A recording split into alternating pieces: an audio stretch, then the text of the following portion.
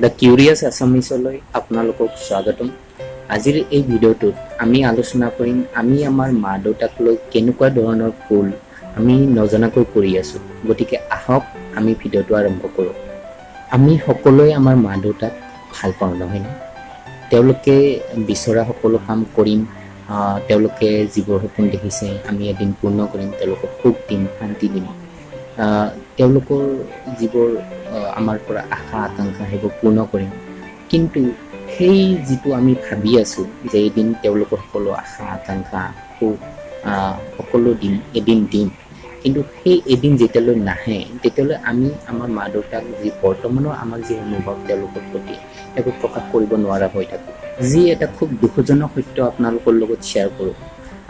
আমি যে ভাবি যে আছোঁ আমাৰ মা দেউতা চিৰদিন চিৰজীৱন আমাৰ লগত থাকিব, সেই ধাৰণাটোৰ কাৰণে আমি আমাৰ বৰ্তমানৰ যিবোৰ অনুভৱ তেওঁলোকৰ প্ৰতি সেইবোৰ প্ৰকাশ কৰিব নোৱাৰোঁ।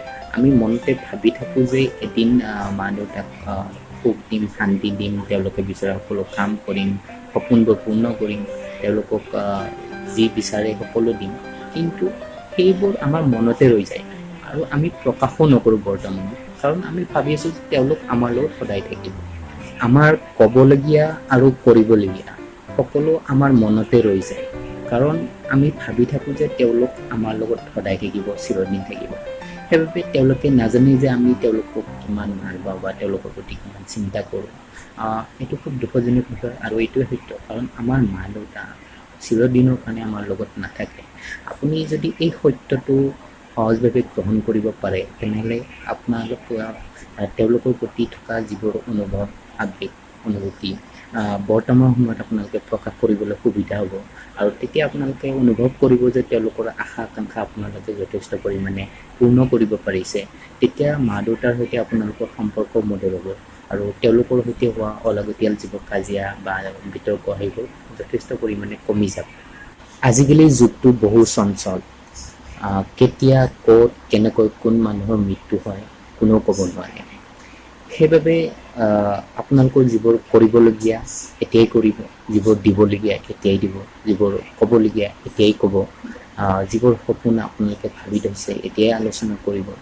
কাৰণ আগতেও এনেকুৱা ভুলৰ বাবে বহুত মানুহে নিজৰ মনৰ কথা, নিজৰ আৱেগ অনুভূতি মা দেউতাক প্ৰকাশ কৰিব নোৱাৰিলে আৰু তেওঁলোকে খুব নিৰাশাত ভোগে। শেষত মনত পেলাই যদি মই ক'লোহেঁতেন অলপ হ'লেও শান্তি পালে মোৰ মা দেউতাহঁতে। সেই আনে কৰা ভুল আমি কৰিব নালাগে, আমি শিকিব লাগে। কাৰণ আমি যিটো ধাৰণা লৈছোঁ যে মা দেউতা সদায় আমাৰ লগত থাকিব, এইটো ভুল ধাৰণা। এইটো জাষ্ট আমাৰ নিজৰ যিটো আৱেগ সেইটোক মিছা প্ৰমাণিত কৰিবৰ বাবে লোৱা এটা ধাৰণা। তো এনেকুৱা ধাৰণা লৈ আমাৰ কোনো উন্নতি নহয়। আমি সত্য গ্ৰহণ কৰিব লাগিব আৰু যিদিনা সত্য গ্ৰহণ কৰিম আমি শান্তি লাভ কৰিব পাৰিম। শেষত এইখিনিয়ে ক'ম, আপোনালোকৰ যি ক'বলগীয়া আছে আজিয়ে কওক, যি সপোন দেখিছে আজিয়ে আলোচনা কৰক, আপোনালোকে যি ভাবি থৈছে আজিয়ে তেওঁলোকক জানিব দিয়ক। কাৰণ তেওঁলোক আমাৰ লগত সীমিত সময়ৰ বাবে আছে আৰু এই সীমিত সময়ত যদি তেওঁলোকৰ লগত গোটেইখিনি কথা আলোচনা কৰোঁ, তেওঁলোকক আশা আকাংক্ষাবোৰ পূৰ্ণ কৰিব চেষ্টা কৰোঁ, 100% নোৱাৰিলেও আমি 70% হ'লেও পূৰ্ণ কৰিব পাৰিম। আৰু তেতিয়া আমাৰ মনত নিৰাশা নাথাকে যে আমি আমাৰ মা দেউতা বিচৰা মতে একো কৰিব নোৱাৰিলোঁ। সেইটো খুব দুখজনক সত্য হয়, যিটো আমি গ্ৰহণ কৰিব লাগিব। তো মই এই ভিডিঅ'টোৰ উদ্দেশ্য এইটোৱে, যাতে এনেকুৱা ধৰণৰ আনে কৰা ভুল আপোনালোকে নকৰে। কাৰণ মোৰ বহুত দাদা বাইদেউ, মোৰ লগৰ ল'ৰাটো আছে, তেওঁলোকে এনেকুৱা ধৰণৰ ভুল কৰিছে। তেওঁলোকে মা দেউতাক খুব ভাল পাইছিলে, কিন্তু মুখেৰে প্ৰকাশ কৰিব নোৱাৰিলে। তেওঁলোকৰ আশা আকাংক্ষাবোৰ পূৰ্ণ কৰিব বিচাৰিছিলে, কিন্তু তেওঁলোক মা দেউতা থাকোঁতে হয়তো পূৰ্ণ কৰিব নোৱাৰিলে। সেইকাৰণে এতিয়া খুব তেওঁলোকে মনত কৰে তেওঁলোকক।